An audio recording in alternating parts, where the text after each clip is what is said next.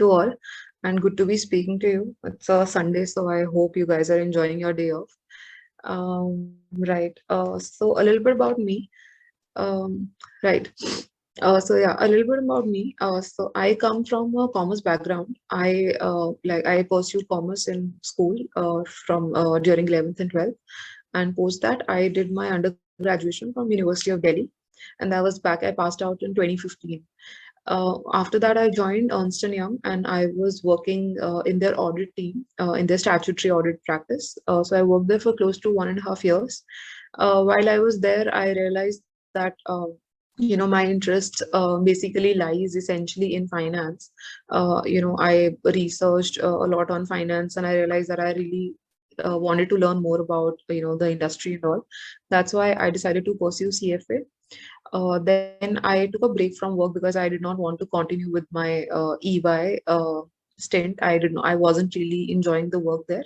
So I left my job to pursue CFA. And so I did that. I cleared the first two levels of the exam. And then I went back to work.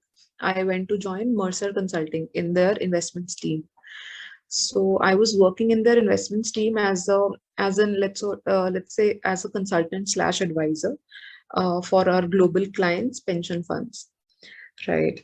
So that's a little bit about me. And so regarding MBA, so I'm currently pursuing MBA from Indian School of Business, and I'm based out of Mohali.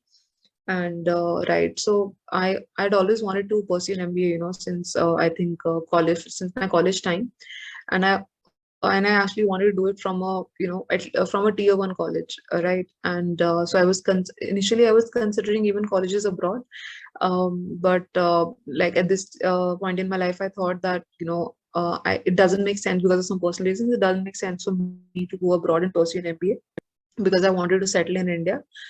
So I thought I have a couple of options. So these are IIMs, of course, and ISB and XLRI, and some other tier one colleges like your MDI and IIFT and all.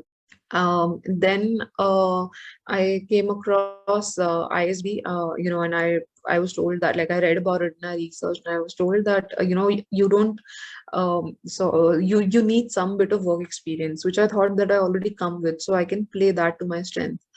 So my choice of school basically depended on a couple of things. One was that I already can leverage my existing work ex, when I come to ISB, and that will be, taken into consideration when evaluating my profile, my overall profile for admission to this B school. And second was, it was a 1-year program. So, usually your IIMs, usually they have a 2-year program, right? The 2-year MBA program. But I wanted to get done with MBA as early as possible because it was already delayed. So by the time I came here, I was already 26, and I thought, I can't delay my MBA any further.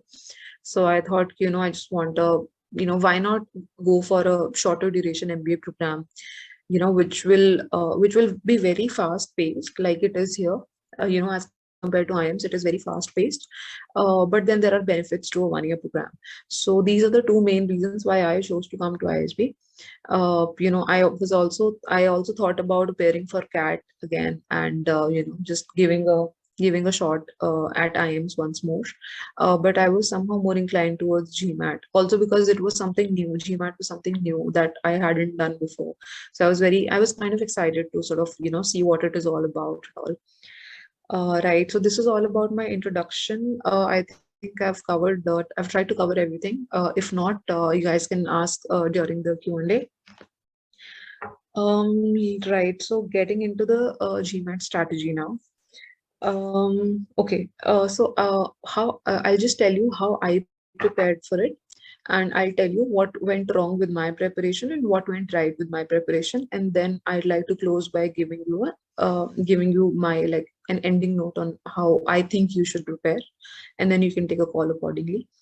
Right. So a little bit about my preparation. So before I started my preparation, I researched a lot, usually on how much time it actually takes to prepare for GMAT. And believe you me, there were varied answers on the internet. So I was very, very confused. And that also led me to believe that it is a very personalized experience for everyone, So I'll have to see how much time it takes for me. So so I thought, let me just not think about what's the average, time it takes to prepare for GMAT and get a good score. Let me just see what works for me. So that is one first point about the timeline, how much time it takes. Now, second thing, again, on my research, okay, you do research for all your resources and everything. So I also took coaching for it. I took an online course, and so that was essentially just to cover my bases, right? Just to cover, just to get an exhaustive list of resources and exhaustive, let's say, yeah, exhaustive resources that I could get, so that I actually know what could come and what is, what are the potential types of questions and everything. So I took that course. I did the course through and through. I think I was able to complete the course along with work. I was working at that time, so along with that, I think I was able to cover the course through and through within a span of 3 months. I remember I took the online course. I think in sometime in October, and I started working on it. I think from December, and I was able to finish it by early March, sometime in early March. I think that was back in 2020 when COVID hit. Yeah, so early March. So I think you guys are all taking coaching from EduShastra, but try to be, if the classes are happening, try to be consistent with the classes. It may not be very easy, I'm sure, but try to give it your best and try to be consistent and try to finish up the course, right when your coaching institute finishes up the course. Try to do that. And if you can't be exactly on that work on that timeline, you can be a little, delayed on it, but don't leave too much for the end. That's my first advice that I would give you, because you guys are taking coaching. Make the best use of it by being very consistent with, revising and doing what is taught when. Number one. Right. So coming back to my journey, right. So I complete that course. Then, COVID hit and I had to, like, my workload increased a bit. So I took a break from GMAT. And then I think a couple of months down the line, I realized that it's getting really late and I have to appear for GMAT, because then, of course, you have your applications and essays as well. So that's when I started, studying a bit again. So what I did was, so because there was a break between, when I had first touched the resources and done the whole coursework, and then before I pushed, I picked it up again. So I chose to revise all the concepts again once. And it doesn't take a lot of time. I mean, it didn't take a lot of time for me to revise the concepts, because I think mostly you have to revise the concepts, I think, for quant only, because for verbal, I think it comes with practice. Quant also comes with practice, but the concepts and the formulas and everything, I think you just need to do that for quant and not for verbal as such, in my opinion. So that's what I did. I revised everything, and I then moved on to the solving the mock exams. So this was right. So yeah. So one advice that I would give you guys is start as early with your mock exams, because honestly, those are your real practice. What you learn from coursework, and just solving questions at your leisure, that of course adds to your preparation, but not as much as mocks do, because they are timed, one. And also second, because they put everything together in one exam, right? They will put your quant as well, and they'll put your verbal as well, and it will be a timed process. So you'll be forced to think, on a very fast timeline.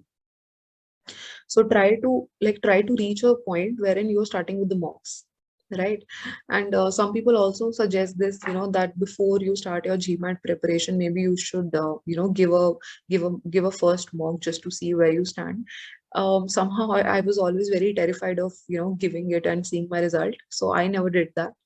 So I am not sure how useful that is, but if you guys feel, I mean, you may have already given it, or I mean, if you guys feel that you can start giving mocks even while preparing, you can take a call on that. I didn't do that. I mean, how I work as a person also, I like to complete the thing first and then jump into, the next part.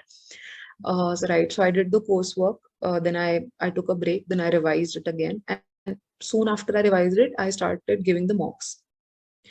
Again, initially, I think your first mock may not go very well, of course, but again, the idea is not to get disappointed, not to even bother with the marks, not to even bother with what score you're getting. Just focus on the fact that, you know, I think, let's say from the first mock, what I would say the ideal thing to extract out of that mock is try to see if there are certain types of questions that you have not done in your coursework probably. You know, let's say it's a new type of question, or let's say it's a very tricky type of question, right, that you have not seen before. So try to focus on those questions and bring them into your preparation, like, you know, try to find such questions and bring them into your preparation. I think that would be my learning from the first mock that I would ever give. I don't know how I did it then, but I think if I were to give you any sort of advice, that would be it. Don't get bogged down by the marks, honestly, don't. It doesn't help. Right, so this was about mocks. Yeah, and when it comes to, let's say, the number of mocks that you should give, of course, the idea is to give as many mocks as possible so that at the end of the day you are confident. You know, now I'm confident about giving my GMAT exam, the final GMAT exam. That is, of course, you know, the idea. But even if I think I were to give you a ballpark number, I think matlab doing something north of 10 mock exams is decent. If you can bring it up to 15, it's pretty good in my opinion. Again, this is all my opinion. Um, and so I think I gave like 6 to 8 mocks, which I felt that I could have supplemented with, you know, a couple more, but I was running out of time because of some work commitments and all. So I couldn't do more. Right. But I think a decent number is, so something around 10 is decent, something north of 10 is very good, right? So you can choose to do that. But don't do like 3, 4 mocks, and, you know, I mean, they will not expose you to the different types of questions that could come. And second, of course, because, you know, you want to practice as much as possible within the time constraints, because when you leisurely sit down to practice a couple of questions from your quant book or your verbal book, you know, you will, because there's no time pressure, of course, you will, you know, you will laze around and you'll probably not be very disciplined about them. So don't do that, or try to jump onto the mocks as early as possible and try to do as many as possible, right? But I don't think you need to go anywhere above 15. I don't think that's required, but if you do, I mean, good, but it's not really required is what I feel. Okay. And another thing would be, just give me a couple of moments to gather my thoughts. Right. So I think this is about my preparation in general that I overtook, and also, yeah, one more important piece of advice would be, a lot of people say that, you know, book your exam in advance, let's say 1 month or 2 months in advance. So that's when you are actually pushed to study. That is true.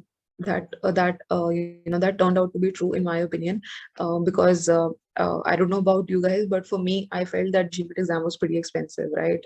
So I didn't, when I paid all those 20,000 for the test, I realized that I can't let that money go to waste, right? Because of my lack of preparation. So I put in the effort. So I mean, I think that was the time when I put in the most effort for towards my preparation, and I think I booked the exam. I think one month before. 1 month before, right? 1 month, or let's say 5 weeks before maximum. And so that was the time, you know, those 4 to 5 weeks were the time when I actually studied the most, and which were most productive, because of course I gave mocks during that time. You give your sample tests during that time, whatever, let's say, which are specific to, let's say, some quant tests. And even within quant, let's say, they will break it down to, you know, profitability problems, P&L problems, and you know, probability problems, and let's say arithmetic problems and geometry problems. So try to appear for those also. I mean, they hardly take, let's say, half an hour, 1 hour to do. You know, you can do them, and these are good practice. So I supplemented my mocks along with these, because I think you sit for a mock, I think it's for 3 hours, right? The GMAT exam is for 3 hours, I believe. I'm sorry, I've forgotten, but yeah, it's not. So out of 24 hours, you know, it's only a 3 hour exam, right? So don't just do one mock in a day and get done with it. So how I used to do it was, I tried to give it early in the morning, or early in the not early in the morning, but early in the day. Let's say if I was getting up at 10, I would do a mock from, let's say, 11 to 2, and then I'll take a break, and then in the evening or probably in the night, I will sit down to analyze my mock. And trust me, when you analyze the mock, it takes time, because so many questions, right? Maybe there could be questions which you did wrong, wrong. There could be questions which you got right, and then there'll be questions which you didn't, let's say, attempt the question that you didn't attempt, you have to see how to do them. The questions that you got wrong, you have to see again how to do them right. And the questions that you actually did also and you got them right, try to see in the solutions provided, if there was a better approach to solving them, if there was a quicker approach, right? Because it's a time test, so it's all about managing your time. So try to do that when analyzing the mock. And also in one day, even if let's say you get let's say 3 hours for the exam, and then let's say two and a half, I think max, I think 2 hours for analyzing, or even if let's say 2.5 hours, 2.5 hours for analyzing, and the remaining time, whatever, let's say if you want to put in 8 hours in a day, whatever remaining time that you get, you can use that time to solve your uh, let's say basic sample tests or your practice tests, which don't have to be timed, or even if they're timed, I mean they're like smaller portions. You don't have to give a full length mock, basically, is what I'm saying. Right. So that is about sort of my what things I would suggest. Now, I'm sure you guys are taking the coaching, and if you have started the coaching, you would already know that we are covering we have three kinds of questions that are covered in verbal, right? So we have our reading comprehension questions, we have critical reasoning questions, and we have sentence correction. So I just want to go, discuss them very briefly, just to give you my pointers, what I thought, worked for me. So in terms of sentence correction, right? I think this part is very rule based, right? So you have to have your grammar right, and you have to have your how you frame a sentence, that has to be right. I mean, there are a couple of things that you have to get right, and then most of these questions I think you should be able to get right. And trust me when I say this about sentence correction questions, when you have done enough mocks and enough practice tests, you will see that the same concepts are reappearing in the questions, right? So it's not like कि एक बार अगर मतलब ऐसा नहीं कि reading comprehension, of course you will not see the same passage again, right? But sentence correction, you will understand that this pattern is appearing again, right? And then if you have done that, if you solved some question in the past that had that pattern in it, you'll be able to solve the question the next time, right? If you like revised and analyzed it well. So sentence correction, I think not very tough to tackle. Then coming to reading comprehension, right? And one sort of tip with regard to sentence correction, like I think how I did it was, so whatever rules that were there, I made a small notebook, and I used to, like, that was just for sentence correction, right? And I used to write all the rules. For example, in a particular sentence correction question, I realized, okay, this is how you have to do. So I would sort of reference that, and I didn't know that before, I didn't know कि अच्छा ये वाला rule इसमें ऐसे apply होता है. Sorry for my Hindi. I don't know. I hope you guys understand Hindi. Right. So that, this is how you have to use a rule in a particular sentence. And if I'm not familiar with it, I would write, I would sort of code that sentence in my, in that notebook. And, just so when I revise, so that's basically for your revision, right? So let's say 1 or 2 days before the final exam, when you go to give, you can just go through those, couple of pages, and you're done with sentence correction essentially. Right. So this was sentence correction. Going to reading comprehension now. So reading comprehension. So I think the passages are exhaustive. They're not easy, and I mean they are not very small and all. I think a couple of them are small, but a couple of them are pretty long also. But regarding RC, I think it's a very basic thing to say, but how I do an RC is I like to visualize whatever they're talking about in an RC. That helps me to retain the information that I read in the first passage, and then first basically paragraph, and then when I'm doing the third or the fourth paragraph, I still know what was there in the first passage. So one trick that you could use probably is visualization, but visualization also comes in handy only when the paragraphs are about things that you have seen and observed around you. For example, I remember there was in one of my RCs when I was practicing, there was a there was an RC passage on something about stars and all, and I don't have that background, so it was very hard for me to imagine all of that. They were talking about the space and stars and something like that. So it may not work, may probably for those passages, but if it's a passage wherein it's a normal thing that we're talking about, which we observe in our daily life, it's easy. Like probably just visualize the thing, and it just stays in your head till the time you are done with reading the passage. So yeah, with regarding reasons, reading the passage, that works. And second thing that works is when you read one paragraph of that passage, try to summarize what it means, like in one or two, not one or two words, but like let's say 3-4 words, what it's talking about. Then you come to second paragraph, probably try to summarize it in your head, what it means, what it is talking about, and so on and so forth. So otherwise, what happens is if we just keep reading mindlessly, now, okay, we just keep reading line by line by line, we forget what was said in the upper line. Try to divide it into paragraphs, and paragraphs help that way only. That this is okay. I wrote 3-4 lines in one paragraph. This is what it means. Now synthesize it, like summarize it in your head, like a little bit, and move on to the next paragraph. Right. So that is also one trick that came in handy for me personally. And I think the questions just regarding the questions when you do write, so just read very, very, very carefully what the question is asking you for. So many times what happened was that I marked some answer, then I realized later on that the answer was wrong, and the reason was that that I did not read and understand the question statement properly. So don't make that mistake. Honestly, it's a silly mistake, because I realized that had I read the statement properly, I would not have made this mistake. Like, I understood the passage well, but I was not able to sort of answer it correctly because I did not read the question right. So that's one mistake. Don't do it. Second is that there were times when let's say 2 or more options, they seemed very, very similar.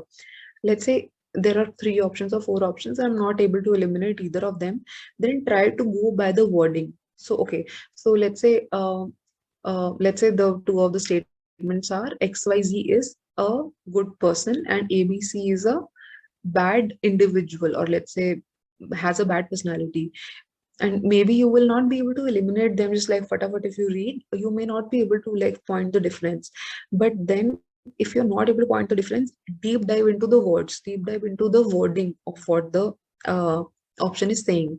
Okay, is there a difference between person and personality, right? You try to assess ki words mein kya difference hai, and then try to relate it to the passage that you've read. Ki what is the passage talking about? Is the passage talking about, let's say, a person in general or probably personality, right? And this is just an example, so you can extrapolate that when you actually do your practice RCs. So try to drill down into the words if you're not able to eliminate options, right? So do that. So these are my couple of, not two, but like a couple of things about RCs. Right. So I want to move further to now CR, and being very honest, this was the weakest part in my preparation, and this was one of my biggest weaknesses in the entire GMAT preparation. I practiced a lot. I remember in the final GMAT exam that I gave, I wasn't able to do very well on this part. So I may not be able to give you very granular advice on CRs, but I think the best way to do a CR again is to visualize what the paragraph of the passage is talking about. Just try to visualize it, try to sort of see what it is talking about, and just be very logical in your approach. Yeah, exactly. So I honestly don't have a lot of granular things to add here regarding the CR part, but like just try to be logical. And and there are certain rules now that I remember, there are certain rules also that you can follow. For example, one rule, I'm sure you guys maybe would be aware of it. One rule was that, let's say if it's an assumption question and you have to identify, this is a CR, this is a statement, this is a conclusion, which of the following is an assumption that has to be true in order for the conclusion to be true. So let's say the way to, if you're not able to understand it just logically, the way to do that question is to, let's say, negate the assumption and then see if the conclusion falls apart, right? So because then it won't be an assumption anymore, right? If the conclusion still holds, then it's not an assumption. It's not a solid assumption that the paragraph is based on. So try to apply those rules, and you can, of course, you can find them online and everything. Just like do your proper research, I would say, on CR, how to tackle them, because I honestly could not, tackle them very well. Right. So I'll close the verbal part here. I'll move on to the quant. Quant, I would say, guys, that it is not your tough quant that you see in CAT. I have done CAT, and CAT questions were they felt very tricky to me. GMAT quant is not of that level. It's very, very, very much doable. I did not think that I would score well on so well on quant, but I did end up scoring pretty good on quant. So if I can do it, I'm sure you guys all can do it and probably can even score higher. Quant, again, it's very practice based. Just keep on practicing, and if you have a knack for like basic maths, I think you should be able to tackle it. Where I found the problem was, honestly, I was not able to do those PNC questions very much. So I found that that was my weakness point, and I focused over there. And in fact, initially, I could not even do probability questions very well and very quickly. Actually, I was able to do the probability questions, but I took a lot of time. So I've worked on those, and I was actually able to, reduce my time in solving those questions. So like in quant, I think we'll identify there are like a couple of fine areas that probably you may not be doing very well at, or probably you may not be solving those questions in a shorter time. So just focus and practice a little bit more there. So yeah, for quant, I don't think I have a very directed advice to give you. Just practice. Yeah. Because the questions are not very tough. I think again the ultimate game in GMAT is managing your time. So yeah, do that. That's I think about verbal and quant. Regarding your IR and AWA, IR and AWA, I would say like one piece of advice that I think I followed was, somebody gave this advice to me, that regarding IR and AWA, be very college specific, the colleges that you're targeting. Like, for example, I knew that ISB does not look a lot at IR. I think they don't even want it, something like that. So just look at the college requirements, the colleges that you're targeting, look at the requirements regarding IR and AWA and prepare accordingly. If your college doesn't even want IR, then doesn't even look at IR score, then just like you'll find some, of course, mocks around. Just go through, let's say, 3-4 mocks ka IR wala section, and you should be. I mean, it's not tricky at all. It's not tough. It's just. I think there was a lot of information that was there in IR section, but it's not tricky. It's not tough. It's very, very easy. Yeah, and put in as much effort as is required. Like, don't keep sitting on IR section for 4 days, and 4-5 days and just doing those, because if it's not going to help you secure an admission, then why spend too much time on it? Of course, do it. You don't want to flunk that section of the exam, but it's not very. I mean, do it based on your college requirement, the colleges that you're targeting. That's about IR. And regarding AWA, so regarding AWA, I know it's called an essay. But one good thing about this essay is that you can follow a particular format or a particular structure, right? The topics were not very tricky, and something that if you are decently conversant in English, you'll be able to write. If you're not very fluent, and when it comes to conversing in English, then probably you will have to put in a little more effort, in order to get your sentence structure right and everything. But if that is sorted, if you are well conversant in English, I don't think AWA is also a problem. Just follow a certain structure how you write, and again, be logical. That logic and time, I think these are the two main things in GMAT overall when we talk in a broader sense. Yeah, so I think that's about it. That these are all the strategies that I followed, and this is all the advice that I have to give. Just like on a parting note, I would say that it's your personal journey. Don't go by how many mocks Samne wala is doing, yeah, how much time these guys are taking. Initially, it could be possible that you are taking, let's say, 3 minutes to solve a question, but your friend is probably taking solving it in 1 minute. That's fine. But if you see that that there is that you're taking more time than what is required, than what the exam time allows you to, then you may have to bring down those 3 minutes to 1 minute. But don't be bogged down. And and that reduction in time, that only comes with practice. So there's no running away from that. Also, I would say again regarding mocks, try to do as many as possible and try to analyze them well. Third, yeah, what in a practical term, in a practical sense, what worked for me was that I booked the exam 1 month, almost 1 month before, and I was able to sort of focus on my preparation properly during that 1 month. Yeah, I think that's about it. Happy to take any questions. Yeah.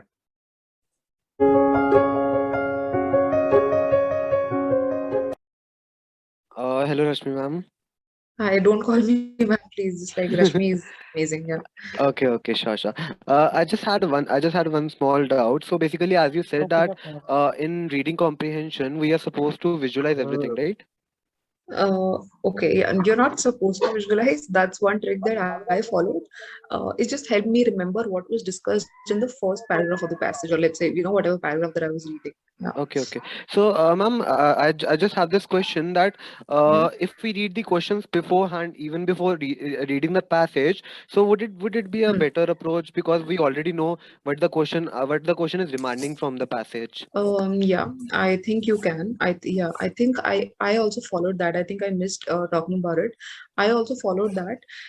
But again, just a caveat, that approach also does not work all the time, right? Because um, I mean, because by reading some questions, sometimes you will only understand what the passage is about. Because what happens is you'll read the questions, and by the time you start reading the passage, probably the passage is very, let's say, complicated or complex, and you don't remember the questions, and then you have to again go back to the questions. But I mean, there's no harm in that approach. Even if you want to do that, like, don't spend too much time on the questions. You can quickly read the questions and go back to your essay. I think, yeah, you can do that. That's a good approach, actually, in some sense. Okay, perfect. Thank you so much. Yeah. Hello. Hi, hi. Hello, Rashmi. Here, Abhishek this side. Hi, Abhishek. Hi. I just want to know one thing, like what is the Yeah. minimum score we can like approach for or target for ISB? Yeah, okay, so I think a good idea is so I think the median score is around 710, or probably it's increased, just like check for the 23-year batch requirement. So I try to be as close as the median, as close as you can get to the median score. So, so I mean, of course, the more the better. Also, one more thing is, what I did was, so try to, okay, whatever profile that you have, whatever professional and academic background that you're coming from, try to find people with similar backgrounds and try to see how much score did they get in with. Like, for example, when I was applying, so I had a friend and he was an ISB alum, and I was talking to him, and he told me that because you have a CFA, X is, if you score sometime somewhere around this, your chances are good. So try to maybe talk to people with similar backgrounds, or probably who understand your background, and try to see what they will probably have a ballpark idea in their head that okay, this is the number, uske aspas people get in of that background. So yeah, do that. And if you want to be background agnostic, like you don't want to think too much in that sense, then just try to be close to the median score. So let's say last time it was around 710. So try to be around that, like 710, 700, 710, 720. That's a good figure. But then again, ISB evaluates your whole profile. So I have also seen people who have scored 760 and probably 750, 760, something around that score, and they have also been rejected. So it's a very wholesome process. It's the whole profile based. So of course the idea is to try to score as much as possible. But if you want to cover, if you want to like eliminate some more risk, then try to at least be around the median score. Okay, thank you so much. No worries. Hi, Hello, Bharat. Mr. Rashmi. Am I audible enough? Yeah, you're audible. Hi. Yeah, first of all, it's very inspiring to listen your story, and Thanks. I'm finding the top similarities, like what the kind of challenges I'm facing, and I can relate to it and can get some suggestions from your entire suggestions that you have given today. Like Sure. I have one more query. Like, so basically, you told that while you were working, you were preparing. But like for Mhm. example, since we are working in IT industry, we get to work only like we get to learn these things only on weekends. For example, Okay. say this weekend is Saturday and Sunday. I have prepared a few topics, and then I have to continue it back again next Saturday and Sunday. So in the mean gap of 5 days, we tend to forget things like what we have Yeah. read, what we have learned in the last weekend. Hmm. So like how we have managed that? Like did you face this problem and how we have managed it? Yeah, Because I'll tell if it is you. a continuous learning, then it's okay, fine that we can cope up with those things. But if it is only have to take on weekends, no, we have to connect all those dots together.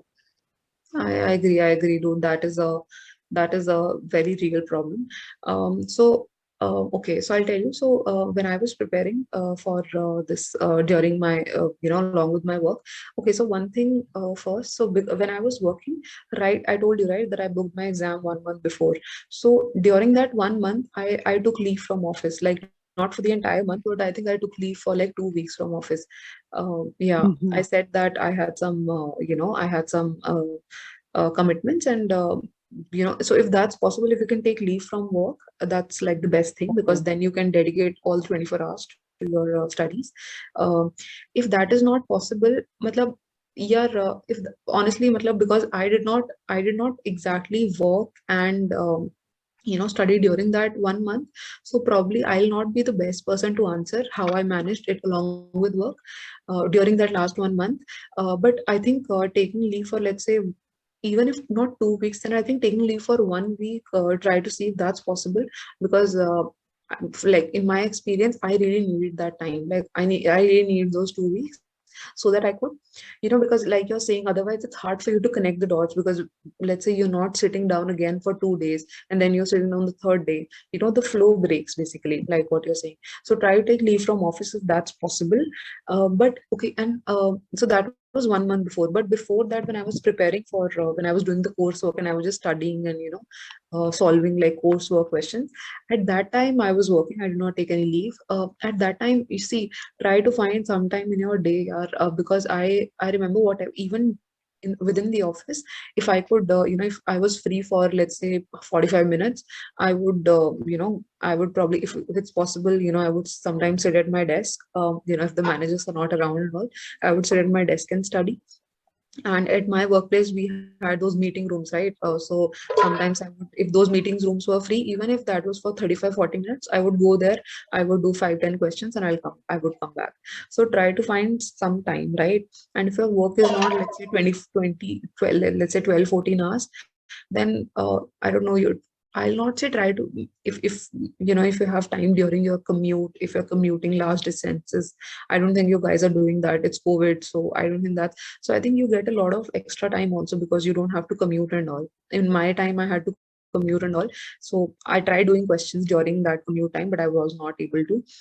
But yeah, I would say exactly in order to break, in order to make sure that your flow is consistent, try to find, even if you're sitting down during your work day for even if half an hour. Okay, ऐसा हो सकता है कि अगर आपने weekend पे भी concept किया Saturday Sunday, then Monday office got very busy, right? फिर आप घर गए और आप you don't have to study new things, but try to find that half an hour probably जो आप सैटरडे संडे का रिवाइज कर पाओ एटलीस्ट। कुछ नया करने के बजाय अगर रिवाइज भी कर लोगे सो एटलीस्ट आपका फ्लो बना रहेगा, that flow will be consistent, right? And then probably Tuesday you can study, even Tuesday is very busy, then maybe you can take a break for 1 day, but try to dedicate at least 1 hour on Wednesday. And I think thoda sa, I mean, this is the effort, right? This is the effort. This is where we call that, I put in the effort. So this is the effort that would be required. So try to find out even small chunks of your time. Try to dedicate those. Don't worry too much about कि मतलब मेरे भी दिमाग में आता था कि यार आधे घंटे में मैं कितना ही कर लूंगी. Don't worry too much. Just go and study. जो समझ आ रहा है पढ़ लो. At least flow constant रहेगा आपका. As you mentioned, that you have worked 3 years in EY, right? No, Uh, I worked at EY for 1.5 years. That's okay, about it. I'm sorry. Okay, so ma'am, what would be your advice to a final BTech final year, ma'am, student? So that person, ma'am, should that person prefer placements or should they prepare for MBA? So, ma'am, what would be your take on this one? Yeah, again, so depends on college. Let's say, because if you're coming to ISB, because ISB requires 2 years of experience, right? Prior work ex. So if it's ISB, I think some people get that early. There are two other options also: your YLP and your early admit options. So early entry options. Basically, try to explore them also. Early entry, I think you get admission now, but I think you get admission in your final year of college. But I think you join later. I'm not very sure how it works, how those two work. But I'll just type those in the chat if you want to have a look at these options. Okay, no, I can't chat. Right. So I don't know if you just go research a little bit about ISB. So there are two more options, two more ways of entry, right? एक तो जो normal one है, and then there is another one wherein you go in through a YLP or an EEO, early entry option. So explore those. And but let's say for IIMs, I think if you are, see, try and sit for CAT if you're doing CAT, and if you're able to, if you're able to crack it this year, I mean, personally, if I were in your place, if I look back and I think, what I could have done better, I could have done my MBA early on. So I think as soon as possible would be my opinion. But again, take a call and try to talk to other people also what they think.